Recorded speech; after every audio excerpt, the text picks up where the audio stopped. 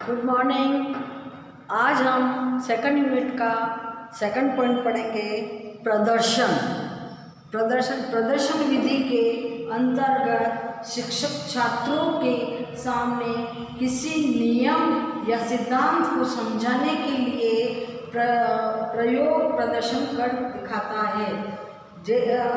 प्रदर्शन के दौरान शिक्षक छात्रों के विषय से संबंधित प्रश्न भी पूछता है। छात्र अवलोकन करते रहते हैं, प्रयोग के परिणाम निकालते हैं तथा शिक्षक के प्रश्नों का समुचित रूप से उत्तर देते हैं। यह विधि कक्षा का समुचित वातावरण बनाने में सहायक होती है।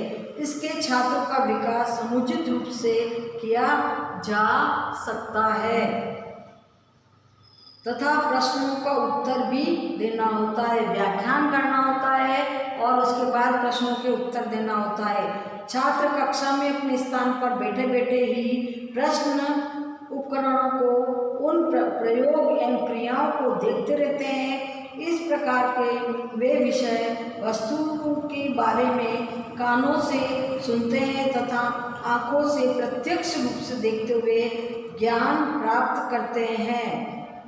प्रयोगशाला अथवा अन्यत्र कहीं जाने की आवश्यकता नहीं पड़ती है। अध्यापक छात्रों की योग्यता, रुचि और सामर्थ्य के अनुसार प्रदर्शन कार्य में उसका सहयोग ले सकता है, जिससे वह उत्साहपूर्वक शिक्षण प्रक्रिया में सक्रिय रूप से भाग ले सकते हैं। प्रदर्शन विधि के मुख्य निम्न सोपान होते हैं। पहला है शिक्षक द्वारा पाठ की तैयारी। शिक्षक को अपने पाठ से संबंधित तैयारी पूर्व में ही कर लेनी चाहिए। विषय वस्तु की तैयारी करना, पाठ योजना का निर्माण करना, प्रयोग का अभ्यास करना, प्रदर्शन संबंधी विभिन्न उपकरणों का सामग्री को एकत्रित कर उन्हें क्रमबद्ध रूप में व्यवस्थित करना। शिक्षक के लिए आवश्यक है कि वह पाठ प्रदर्शन से पूर्व ही अपने पाठ में से संबंधित विषय वस्तु और पूछे जाने वाले प्रश्न एवं क्रियाओं की क्रमबद्ध सूची बना ले और उपकरण को भी क्रम से मेज पर व्यवस्थित रख लेना चाहिए। उसके बाद दूसरा सेकंड पॉइंट है समस्या प्रस्तुत करने के लिए बिना किसी पूर्व विवेचन और या निर्देशन के प्रदर्शन दिखाकर समस्या प्रस्तुत की जा सकती है। कुमारी संगीता ने अवतरण के आधार अध्ययन को प्रस्तुत करने के लिए कांच का बीकर तथा पेंसिल का प्रयोग किया। उसने बीकर में पेंसिल रख करके छात्र को दिखाया तथा छात्रों से उसकी स्थिति के बारे में जानकारी के बाद उसने बीकर के रूप का उत्तर था, बीकर में पानी डाला और छात्रों को दिखाते हुए पूछा कि पेंसिल की स्थिति पहले जैसी है या नहीं। सभी का उत्तर अलग अलग था। इस तरह से बच्चों के सामने अलग अलग समस्याएं आ सकती है। शिक्षण प्रक्रिया में छात्रों के लिए शिक्षण नीरस बन जाए, इसका ध्यान भी शिक्षक को रखना चाहिए। शिक्षण कार्य को प्रभावी बनाने के लिए कभी कभी शिक्षक अपने विषय के अध्ययन में स्वेच्छा से जीवन के विषय, विभिन्न उदाहरण तथा अन्य उप विषयों के उदाहरणों को खोज निकालते हैं। इस प्रकार के ज्ञान से वह अपने प्रकरण को रोचक, स्पष्ट तथा सार्थक बनाने में समर्थ होते हैं। शिक्षक को प्रस्तुतिकरण भी बोधगम्य प्रश्न द्वारा किया जाना चाहिए। इससे छात्र अच्छी तरह से उसकी जो आप उसने पढ़ाया उसको समझ सके और आपके प्रश्नों का उत्तर दे सके। समस्या समाधान के लिए प्रयोग। शिक्षक द्वारा किए गए प्रयोग छात्रों के लिए उदाहरण तथा आदर्श होने चाहिए। इसके द्वारा किए गए प्रयोग को सफलता स्पष्ट रूप से परिणाम पर निर्भर रहती है। लंबे तथा जटिल उपकरणों एवं परिणामों वाला प्रयोग प्रदर्शन के रूप में नहीं लेना चाहिए। बहुत से प्रयोगों का प्रभाव छात्रों के ऊपर अच्छा नहीं पड़ता है। वस्तुतः सत्य तो यही है कि कई प्रयोगों को अपेक्षाकृत एक बड़ा स्पष्ट तथा रोचक प्रयोग छात्रों को अधिक ज्ञानवर्धक होता है। फिर है शामपट का प्रयोग प्रदर्शन विधि में शामपट बड़ा ही उपयोगी सिद्ध होता है। वास्तव में देखा जाए तो शिक्षण प्रक्रिया में शामपट को शिक्षण का दाहिना हाथ समझना चाहिए और शामपट के द्वारा रेखा चित्र वगैरह बना करके बच्चों को अच्छी तरह से समझा सकते हैं और मूल्यांकन कर सकते हैं। निरीक्षण तथा सार समपेक्ष की नकल अध्यापक द्वारा शामपट सारांश के रूप में किए गए शामपट कार्य की नकल छात्र अपनी कॉपी में उतारता है। इस समय शिक्षक को कक्षा में निरीक्षण करके इस बात का पता लगाना चाहिए कि छात्र सही ढंग से सारांश नोट कर रहा है या नहीं। प्रदर्शन विधि के गुण। मानसिक विकास में सहायक। पहला, इस विधि के अंतर्गत छात्रों को प्रयोग तथा प्रदर्शन संबंधी सामग्री को ध्यानपूर्वक देखते रहना चाहिए, जिससे छात्र उनके बारे में भली भांति सोचकर किसी उचित परिणाम पर पहुंच सकते हैं। नेक्स्ट है स्पष्ट और स्थायी ज्ञान की प्राप्ति। इस विधि के प्रयोग से छात्रों को प्रत्यक्ष, स्पष्ट एवं स्थायी ज्ञान दिया जाता है। छात्र जिस प्रयोग की क्रिया देखते हैं उसके प्रत्येक भाग को के कार्य विधि भी दी जाती है, जिससे उसके मस्तिष्क में दृढ़ता आ जाती है। नेक्स्ट है सक्रिय वातावरण। इस विधि में छात्र मासूम पौधों की भांति असहाय मूक बने शिक्षक के भाषण रूपी ओलों की बौछार नहीं कर सकते, अर्थात अध्यापक शब्द रूपी ओलों की बौछार नहीं करता है। इसी में शिक्षक तथा छात्र दोनों सक्रिय रहते हैं। नेक्स्ट, अध्यापन कार्य में सहायक। प्रत्येक अध्यापक चाहिए कि तथा उसकी आंतरिक इच्छा होती है कि उसके द्वारा किया गया शिक्षण कार्य प्रभावी हो तथा छात्रों के लिए रुचिकर, उपयोगी एवं सहजता से ग्रहण करने योग्य हो। नेक्स्ट है बचत का साधन। भारतीय परिवेश के विद्यालय में छात्र को स्वयं प्रयोग द्वारा वस्तुओं का ज्ञान प्राप्त करने का अवसर देना कठिन कार्य है। इसके लिए वर्तमान परिस्थितियों में ऐसे विधि अधिक उपयोगी है, जिसमें सीमित साधनों द्वारा छात्रों को अधिक ज्ञान प्रदान किया जा सकता है। प्रदर्शन विधि के दोष। मनोवैज्ञानिकता का अभाव। मनोवैज्ञानिक दृष्टि से यह विधि छात्रों में अन्वेषणात्मक एवं रचनात्मक प्रवृत्तियों को भली भांति पनपने का अवसर प्रदान नहीं करती। बालक स्वभाव से ही क्रियाशील होता है, उन्हें रचनात्मक प्रवृत्तियाँ होती है। नेक्स्ट, शिक्षण सिद्धांतों के अनुकूल नहीं होता है। छात्र स्वयं प्रयोग करने उपकरण को छू कर देखने, करो और सीखो आदि की अपेक्षा प्रदर्शन में अधिक शांत एवं निष्क्रिय रहते हैं। इससे सभी छात्रों की रुचि को आवश्यक सीमा तक बनाए रखना कठिन होता है। नेक्स्ट, प्रयोगात्मक क्षमता का अभाव। इस विधि में छात्रों को स्वयं प्रयोग करने का अवसर नहीं दिया जाता है। इससे छात्रों में स्वयं ज्ञान प्राप्त करने एवं प्रयोग संबंधी कुशलताओं का विकास नहीं हो पाता है।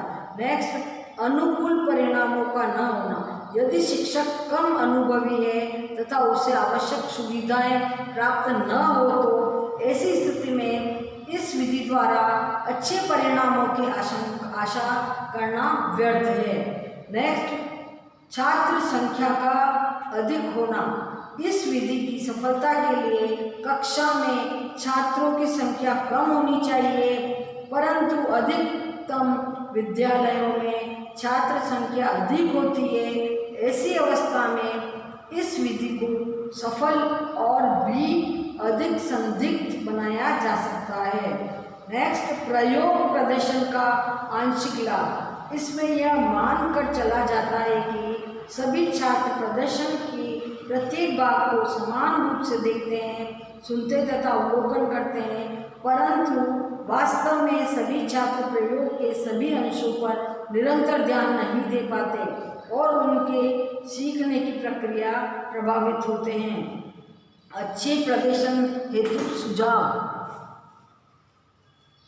प्रदर्शन के लिए आवश्यकता अनुसार कक्ष की व्यवस्था की जाए, जिसमें प्रदर्शन मेज ऐसे उचित स्थान पर हो जहाँ से छात्रों को प्रयोग आसानी से दिखाई दे।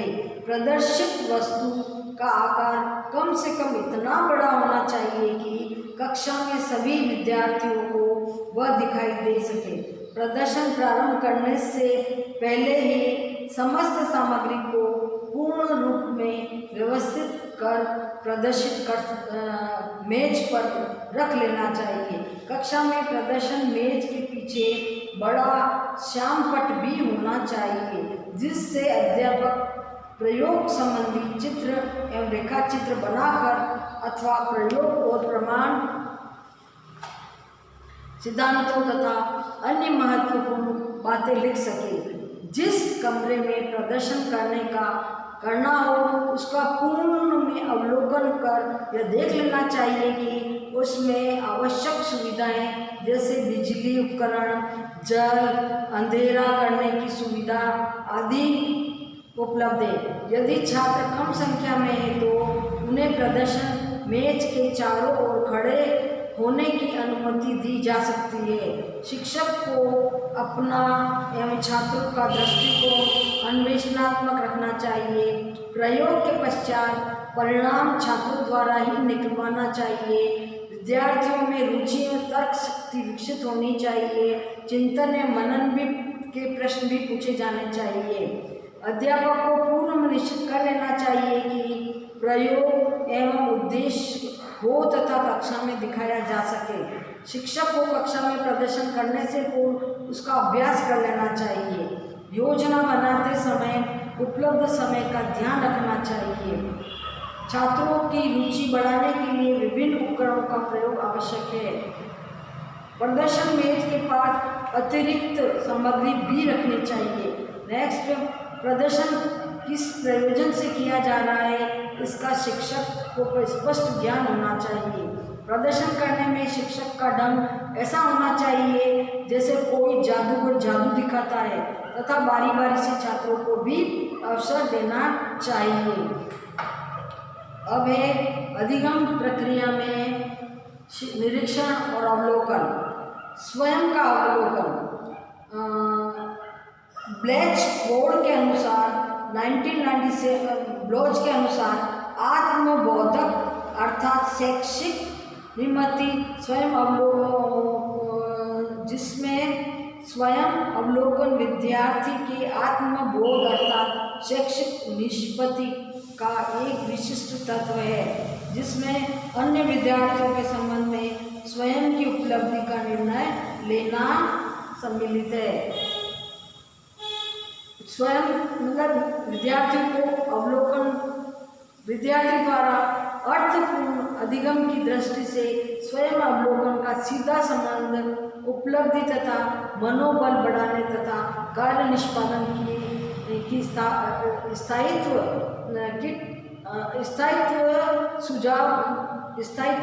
प्रदान करता है। अवलोकन को एक ऐसे कौशल के रूप में परिभाषित किया है जिसमें विद्यार्थियों को प्रशिक्षण किया जाता है। इस कौशल को अर्जन करने के लिए अंतर्गत विद्यार्थियों के कार्यों पर लागू किए जाने वाले मानदंडों का निर्माण किया जाता है। दूसरा अवलोकन है सहपाठी अवलोकन। सामान्य सहपाठी अवलोकन रचनात्मक मूल्यांकन का एक महत्वपूर्ण भाग है तथा स्व अवलोकन में इसका उद्देश्य कुछ भिन्न है। कुछ विशेषज्ञ इसे अपने आप में एक व्यू रचना मानते हैं। ब्रायन नूनन एवं सो रेडिन के अनुसार सहपाठी अवलोकन को एक ऐसी व्यू रचना की तरह वर्णित किया है जिसमें विद्यार्थी दूसरे कार्य के संबंध में तब निर्णय लेते हैं जब वे एक साथ किन्हीं सहयोगात्मक योजनाओं कार्य में के संबंध में तब निर्णय लेते हैं। सहपाठी अवलोकन का उपयोग शिक्षक अधिगम को प्रोत्साहित करने के लिए करते हैं। इसके द्वारा अधिगम प्रक्रिया में विद्यार्थी सहभागिता में वृद्धि की जाती है, इसमें सब किया जाता है। अब शिक्षक अवलोकन। शिक्षा के क्षेत्र में बालकों के व्यवहार का निरीक्षण करके ही शिक्षक यह निष्कर्ष निकाल सकता है कि भविष्य में ये क्या बनेगा। अतः स्वाभाविक रूप से घटित होने वाले घटनाओं का सूक्ष्म अध्ययन ही निरीक्षण या अवलोकन होता है। पी.वी. यूंग के अनुसार निरीक्षण आँख के द्वारा विचारपूर्ण किया गया अध्ययन है। इसका प्रयोग सामूहिक व्यवहार तथा जटिल सामाजिक समस्याओं के साथ साथ संपूर्णता का निर्माण करने वाली पृथक इकाई का सूक्ष्म निरीक्षण करने की एक पद्धति के रूप में किया जाता है। अवलोकन का निरीक्षण करने पर शिक्षक द्वारा छात्रों के अवलोकन की प्रक्रिया में निम्न विशेषताएं होनी चाहिए। शिक्षक अपने ज्ञान इंद्रियों का प्रयोग करके और कर्मेंद्रियों की सहायता लेकर के विभिन्न प्रकार के निरीक्षण के तथ्य एकत्रित करता है। दूसरा है यह प्रत्यक्ष पद्धति है। इसमें छात्रों के व्यवहार का निरीक्षण प्रत्यक्ष रूप में किया जाता है और तथ्यों को नोट किया जाता है। तीसरा है इसमें सूक्ष्म निरीक्षण पर बल दिया जाता है। वास्तविक पद्धति विस्तार तथा सहसंबंध के सूक्ष्म निरीक्षण के द्वारा ही तथ्य एकत्रित किए जाते हैं। यह पूर्ण रूप से वैज्ञानिक पद्धति है। तटस्थ विश्वविद्यालय तथा स्वाभाविकता आदि गुण विद्यमान होते हैं। नेक्स्ट, तथ्यों की व्याख्या एवं विश्लेषण करने के लिए पूर्व अनुमानों की सहारा लिया जाता है। अंतर्दृष्टि का प्रयोग किया जाता है। नेक्स्ट है सामान्यीकरण का निर्माण, निरीक्षण क्रियान्वयनों के विश्लेषण निष्कर्ष के आधार पर किया जाता है। शिक्षक अवलोकन की कठिनाइयाँ एवं दोष। शिक्षक का दृष्टिकोण। जो शिक्षक निरीक्षण कार्य करता है उनकी मनोवृत्ति एक दृष्टिकोण निष्कर्षों के ऊपर प्रभाव डालती है। दूसरा है शंका उत्पन्न होना। जब कोई व्यक्ति दूर रहकर किसी व्यक्ति घटना या व्यवहार का निरीक्षण करता है तो जनसाधारण शंकित हो जाता है और स्वाभाविकता का लोप हो जाता है। नेक्स्ट है क्रमबद्ध का अभाव। इस विधि में निरीक्षण का कार्य क्रमबद्ध रूप में नहीं हो पाता है। छात्र या व्यवहार गतिशील एवं चलायमान होता है। नेक्स्ट, अविश्वसनीयता। जिस शिक्षक कितना ही सूक्ष्म निरीक्षण करे फिर भी कुछ न कुछ त्रुटियां रह ही जाती है। इसके कारण से परिणाम दोषपूर्ण हो जाते हैं। जैसे कि डगलस एवं हॉलैंड ने लिखा है, अपनी स्वाभाविक त्रुटियों के कारण वैज्ञानिक विधि के रूप में निरीक्षण विधि आवश्यक है। फोर्थ है स्वयं या सहपाठी आकलन। समय की बचत। इसमें सबसे पहला पॉइंट है समय की बचत। विद्यार्थी द्वारा नियत कार्य की जांच करने के लिए शिक्षक के समय की बचत होती है तथा वे अपने समय का प्रबंध प्रभावी तरह से कर सकते हैं, क्योंकि विद्यार्थी को एक ही परीक्षा की जांच करनी होती है। दूसरा है तुरंत प्रतिपुष्टि। शिक्षक को नियत कार्य अथवा परीक्षाओं की जांच में समय लगता है। जबकि स्वमूल्यांकन अथवा सहपाठी मूल्यांकन द्वारा विद्यार्थियों को उस समय तत्काल प्रतिपुष्टि मिल जाती है जब सूचनाएं उसकी स्मृति में ताज़ा होती है। नेक्स्ट है विधि शास्त्र संबंध।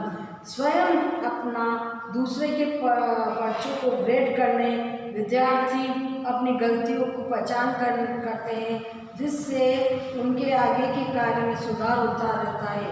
स्वयं के उत्तरों को पढ़ने में उनको समझ भी वृद्धि होती है। नेक्स्ट है परासंज्ञानात्मक। इन मूल्यांकनों को सहायता से विद्यार्थी अपनी त्रुटियों को देखकर अपने चिंतन में सुधार कर सकते हैं। पर्चों को ग्रेड करने से ग्रेड प्रक्रिया हो सकती है। दृष्टिकोण। स्वमूल्यांकन और सहपाठी मूल्यांकन द्वारा विद्यार्थियों को परीक्षा को स्वयं सुधार का साधन मानेंगे और उन्हें एक सजा की तरह नहीं लगे। सभी विद्यार्थी अंकों के लिए प्रतिबद्धता करने के स्थान पर एक ऐसे साधारण वातावरण को निर्मित करेंगे जिसमें सभी का बौद्धिक विकास हो गए। नेक्स्ट है शिक्षक ग्रेडिंग की सहमति। एक अध्ययन द्वारा बताया गया है कि शिक्षक द्वारा दिए गए ग्रेड और विद्यार्थी द्वारा दिए गए ग्रेड में तब ही उच्च स्तर की सम्मति होगी जब विद्यार्थी को शिक्षक द्वारा अपेक्षित गुणात्मकता की समझ हो। इसके अनुसार स्व अथवा सहपाठी मूल्यांकन ज्ञान शिक्षकों की ग्रेड का अधिक दे। सहपाठी अथवा स्व मूल्यांकन प्रणाली की सीमाएं। पहला है सहपाठी स्व मूल्यांकन एक चिंतनीय विषय है। उनके बारे में विद्यार्थी कई कारणों में स्वयं को इतना अशुद्धता में नहीं जांच सकता है जितना शिक्षक।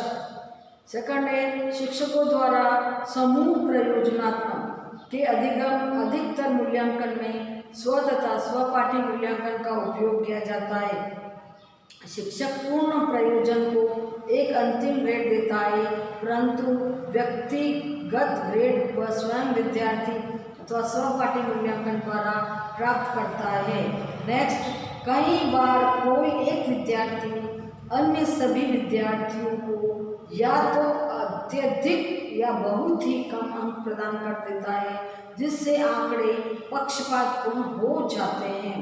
अब आंकलन की विधियाँ कौन कौन सी हैं? आंकलन की विधियाँ हैं, पहला है मौखिक, प्रायोगिक और कंप्यूटर सहायक व्यवहार। पहला है मौखिक आंकलन। मौखिक परीक्षा का प्रयोग मुख्यतः पढ़ने की योग्यता, सूचनाओं की जांच तथा ग्रहण करने की क्षमताओं का ज्ञान करने के लिए होता है। अध्यापक छात्रों से मौखिक प्रश्न करने की जांच करता है। इसमें किसी घटना का वर्णन आदि पर बल दिया जाता है। इस प्रकार की परीक्षा में मौखिक प्रश्न, वाद विवाद या विचार विमर्श के द्वारा हम छात्रों से सूचनात्मक ज्ञान एवं अध्ययन की योग्यता की जांच करते हैं। दूसरा है प्रयोगात्मक परीक्षण, प्रैक्टिकल। यह प्रविधि का प्रयोग मुख्यतः विज्ञान, कृषि, हस्तकला तथा ड्राइंग आदि में होता है। छात्र अपने द्वारा निर्मित नमूनों को अध्यापक के समूह प्रस्तुत करता है। अध्यापक उनकी हस्तकौशल की जांच करता है।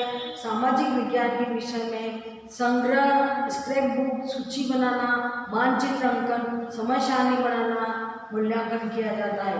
मूल्यांकन विज्ञान एवं शिक्षा के क्षेत्र में अत्यंत महत्वपूर्ण है। मूल्यांकन से ये ज्ञात होता है कि व्यक्ति किस विषय में जानता है।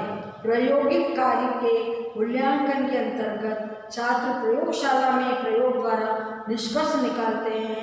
इसमें छात्र प्रयोगशाला में जो भी प्रयोग करते हैं उसे वह अपनी प्रयोगशाला उत्तर पुस्तिका में लिखते हैं।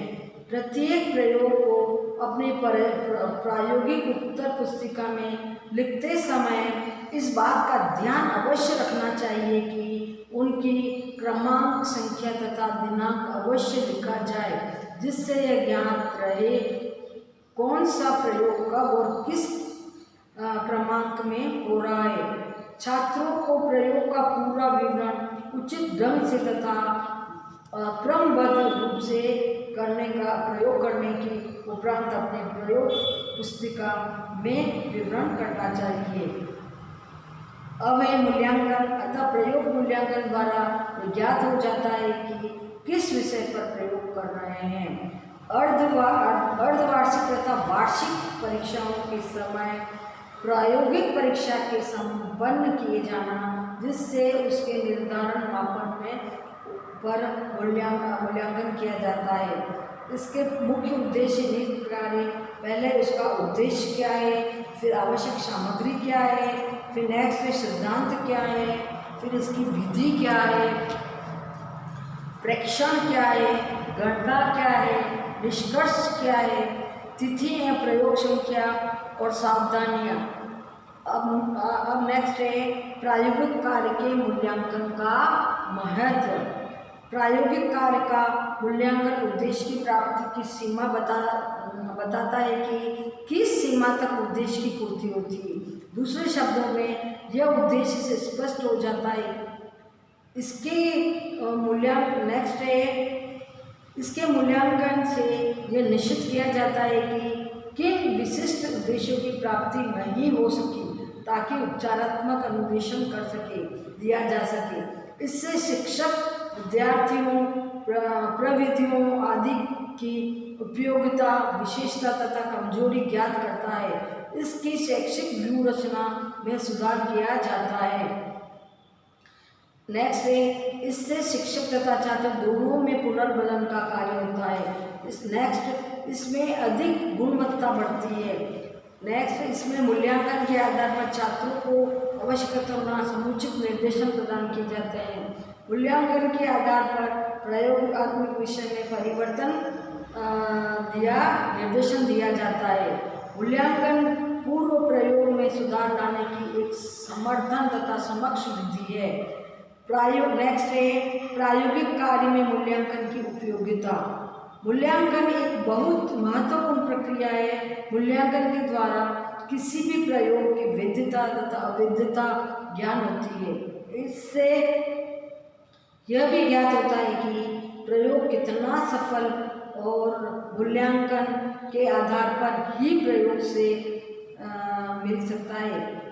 मूल्यांकन के आधार पर ही प्रयोग से मिले परिणामों का निष्कर्ष निकालते हैं। किसी भी प्रयोग की कमी तथा अच्छाई की मूल्यांकन द्वारा ज्ञात किया जा सकता है। मूल्यांकन के निष्कर्षों से ज्ञात किया जाता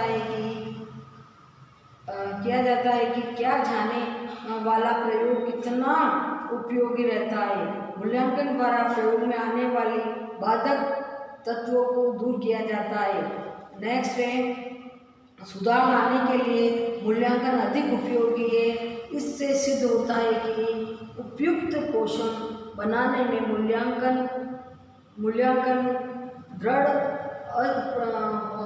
सुदृढ़ पृष्ठ तथा प्रदान कर उसमें अपेक्षित सुधार लाने का प्रयोग करता है। अब नेक्स्ट है कंप्यूटर सहायक आकलन।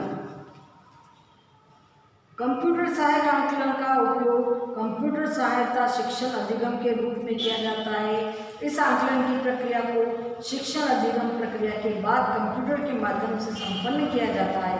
कंप्यूटर सहायक अधिगम शिक्षण एक ऐसी प्रणाली है जिसमें एक छात्र आवश्यक अधिगम सामग्री से युक्त कंप्यूटर के मध्य से अंतःक्रिया करता है। इस अधिगम अंतःक्रिया का उद्देश्य यह होता है कि छात्र अपनी योग्यता और गति के अनुसार वैयक्तिक रूप से शिक्षण में कंप्यूटर का प्रयोग स्वयं अधिगम करता हुआ वांछित अधिगम उद्देश्य की प्राप्ति करता है।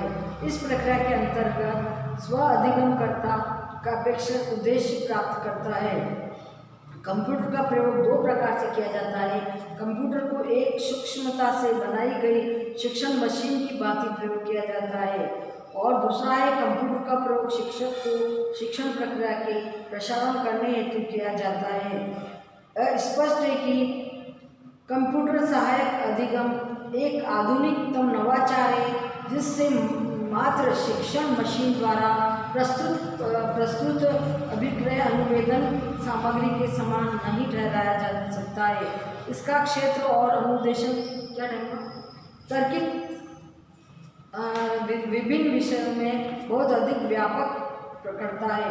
कंप्यूटर सहायता अधिगम के अभिप्राय से स्पष्ट करने के लिए हम कह सकते हैं कि कंप्यूटर सहायता अधिगम में किसी एक छात्र तथा कंप्यूटर के मध्य उसी प्रकार की अंतःक्रिया चलती है जैसे एक ट्यूटोरियल प्रणाली में शिक्षक और छात्र के मध्य चलता है। कंप्यूटर द्वारा छात्रों को व्यक्तिगत रूप में अधिगम सामग्री प्रस्तुत करना पूर्ण रूप से संभव है। जैसे कि अधिगम सामग्री कंप्यूटर के मॉनिटर पर प्रस्तुत हो जाती है, वैसे ही छात्र वांछित अनुक्रिया व्यक्त करता है। उन अनुक्रियाओं को कंप्यूटर द्वारा भली भांति ग्रहण करके छात्र को आगे क्या करना है इस प्रकार के निर्देश प्रदान किए जाते हैं। नेक्स्ट है कंप्यूटर तथा छात्र के मध्य चलने वाली अंतःक्रिया निर्धारित अधिगम उद्देश्यों की प्राप्ति करता है। अब नेक्स्ट है कंप्यूटर सहायक अधिगम शिक्षण की क्रियाविधि या सामान्य मॉडल। अब परीक्षण के अंदर उसके बाद इसका एक मॉडल बनाया जाता है और उस मॉडल के द्वारा छात्रों को पढ़ाया जाता है। अब नेक्स्ट लेक्चर अपन कंप्यूटर परीक्षण के बारे में देंगे। अब आपका सेकंड टॉपिक ख़त्म हुआ। धन्यवाद। Thank you.